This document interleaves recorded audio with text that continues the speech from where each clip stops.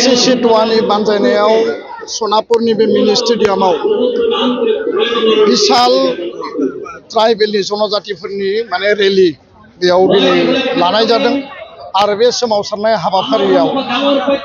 गासै ट्राइबेलनि आफादफोर फरायसा आरो जातीय आफाद आरो लोगोसेनो जोंनि ट्राइबेल साहित्य सभानि दैदेनगिरि बिबानगिरि बयबो बाहागो लादों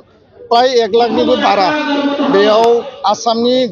अट'नमास काउन्सिल आरो गुबुन गुबुन ओनसोलनिफ्राय ट्राइबेल माहारिनि गुबुन गुबुन सुबुंफोरा फैनानै बाहागो लाफैदों दुलाराय ट्राइबेल माहारिया थोंजोङै जोङो मोनद' हारिनो एसटि होनायखौ अपोज खालायो आरो 2019आव जाय बिलखौ राज्य सभायाव गेना खान्थिनि गेजेरजों RCIआव रिकमेन्डेसन लानानै नेशनेल कमिसन फर शिड्युल ट्राइबआव रिकमेन्डेसन लानानै बेयाव बिलखौ टेबोल खालामनाय जादोंमोन बेखौ उइथड्र खालामनांगौ बेनिखायनो जों दाबि दैखांदों मोनद' हारिया गासै बिथिंजों जौगानाय मोनद' हारिनि सुबुं अनजिमाया गोबां आरो मोनद' हारिखौ गोदानै ट्राइबेल खालायोबा थाखानाय 45 लाख 14टा जि ट्राइबेल माहारिफोर दङ बिथांमोननि राजनैतिक संविधानिक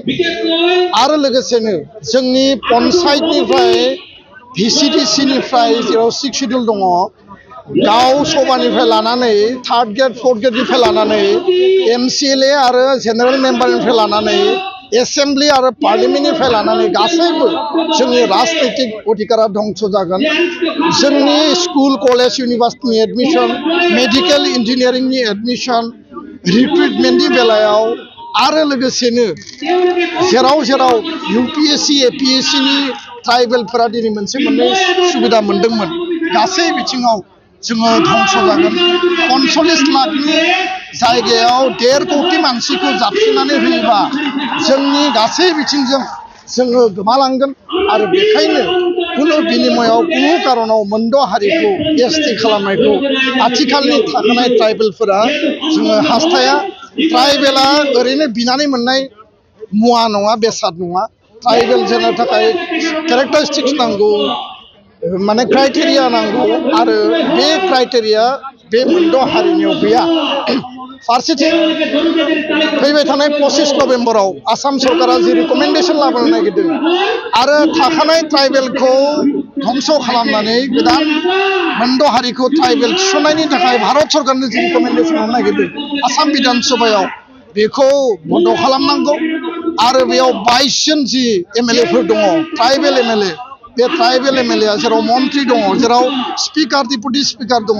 बिथांमोना बेनि सायाव रल लानानै खामानि मावनांगौ आरो बेखायनो दिनैनि जि सुबुं अमा बे जास्ट मोनसे ट्रेलार आरो जुदि सरकारा जबरदस्ति खालायोबा क'क्राझाराव रेलि जागोन धेमाजियाव रेलि जागोन जुनायाव बा मरिगावआव रेलि जागोन डिफुआव जागोन राभा हासङाव रेलि जागोन आपार आसामाव डिब्रुगड़आव रेलि जागोन जेरावबो ट्राइबेलनि सुबुं गौमा आरो आन्दलन सोमावसारनाया जागोन आरो शक्तिशाली स्ट्रं गणतान्त्रिक शान्तिपूर्ण आन्दलन जागोन जों कुनु हारिनि हिंसा खालामा जों इनाय लुबैया बिथांमोना मा अधिकार मोनो जोंहा बुंनो गोनां गैया खिन्थु थाखानाय एसटिखौ धंस खालामनानै बेयाव एसटि दाजाबनायखौ जों अपोज खालामो बेखिनि बाथ्रायानो स्पष्ट आसामाव थानाय गासै पलिटिकेल पार्टी आसामाव थानाय गासै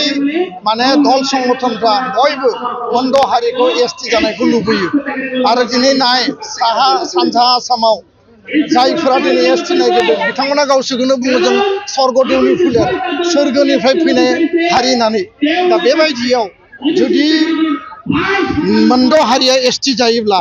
BTCल' नङा डिमा हासाव कार्बि आंलं बयबो धंस जागोन आरो सिगाङाव माबा मोनसे जि रिकमेन्डेसन हरदोंमोन BTC काउन्सिलनिफ्राय बे रिकमेन्डेसना जाहाथे कुनु कारनाव गोदानै जाफिना आरो बेखौ उइथड्र खालामनायनिसो खामानि मावनांगौ होननानै जों दाबि दैखाङो आरो जों खावलायो रुलिंनिबो MLA दङ अपोजिसननिबो MLA दङ आल्टिमेटलि 25 नभेम्बराव नुगोन बिधान सभानि फ्ल'राव 126 जन MLA नि गेजेराव सोर मा बबे पार्टिया माबायदि रल लायो जों बेखौ गणतान्त्रिक आन्दलन जागोन आयेननि सुप्रिम कर्टआव केस खालामनांगौबा खालामगोन बेनि सिगां गणतान्त्रिक आन्दोलननि गेजेरजों आसाम सरकार भारत सरकारखौ थाखानाय एक्जिस्टिं ट्राइबेला गावनि शक्तिखौ दिन्थिगोन आरो ट्राइबेलखौ लानानै पलिटिक्स खालामनाङा आरो ट्राइबेलखौ लानानै पलिटिक्स जाय खालामगोन बेयो मोनसे समाव ट्राइबेलनियावनो आथिं हमफिननांगोन बे बाथ्राखौ आं दिनै स्पष्ट बुंनो गोजोनबाय।